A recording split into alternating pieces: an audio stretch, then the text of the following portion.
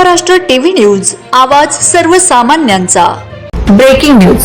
सिंधी कॉलनीतील तुटलेल्या गटारीच्या ढाप्यांकडे महापालिकेचे दुर्लक्ष, नागरिकांच्या सुरक्षिततेचा प्रश्न ऐरणीवर।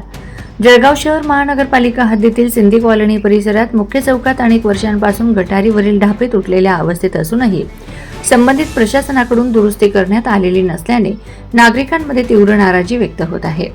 अत्यंत वर्दळीच्या या ठिकाणी तुटलेल्या ढाप्यांमुळे अपघाताचा धोका निर्माण झाला असून नागरिकांच्या जीवाशी खेळ सुरू असल्याचा आरोप स्थानिकांकडून करण्यात येतोय।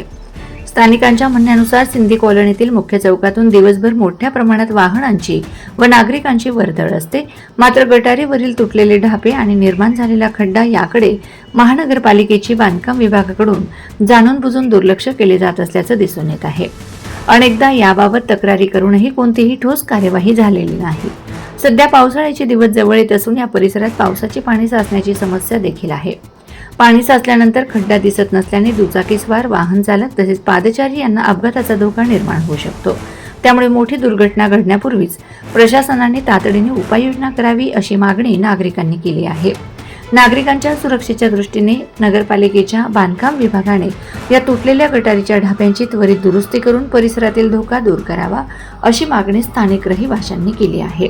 वंदे महाराष्ट्र टीव्ही मीडिया प्रतिनिधी अकबर पटेल, जळगाव।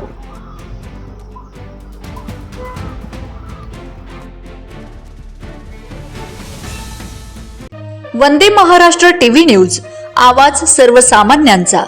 अशाच नवनवीन बातम्या पाहण्यासाठी आमच्या चॅनलला सबस्क्राइब करा, बेल आयकॉनला क्लिक करा।